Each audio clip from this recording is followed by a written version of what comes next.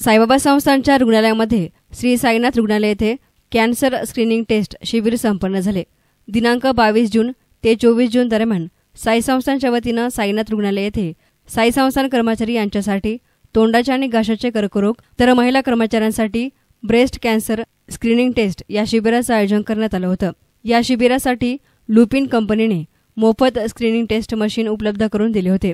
तर या शिबिराकरिता 3 दिवसात सुमारे 418 कर्मचाऱ्यांनी नाव नोंदणी केली होती। त्यापैकी 318 कर्मचाऱ्यांनी प्रत्यक्ष सहभाग नोंदवला।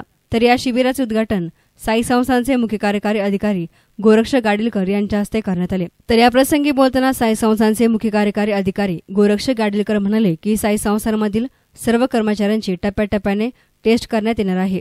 कर्मचारी बांधवांनी तपासणी शिबिरात घाबरून न जाता कॅन्सर स्क्रीनिंग टेस्ट करून घ्यावी आणि या तपासणीमधून निदान झालेल्या कर्मचाऱ्याला कॅन्सरशी लढताना संस्थान पूर्णपणे पाठीशी खंबीरपणे उभे राहणार आहे।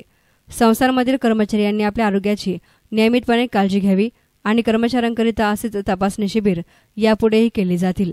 तर या प्रसंगी उपमुख्य कार्यकारी अधिकारी तुकाराम हुलवळे, वैद्यकीय संचालक डॉक्टर प्रीतम वडगावे, वैद्यकीय अधीक्षक डॉक्टर मैथिली पितांबरे, कॅन्सर तज्ज्ञ डॉक्टर मुकुल घारोटे, लुपिन कंपनीचे पंकज घुगे, राहुल गुप्ता, अपर्णा जाधव, डॉक्टर संपदा दाभाडे, प्रभारी अधिसेविका नजमा सय्यद, कार्यालय अधीक्षक प्रमोद गोरक्ष यांच्यासह रुग्णालयामधील सर्व कर्मचारी, रुग्णांचे नातेवाईक हजर होते।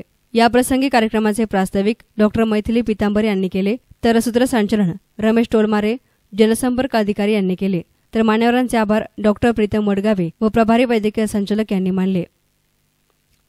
ब्युरो रिपोर्ट, एहसान मीडिया, शिर्डी।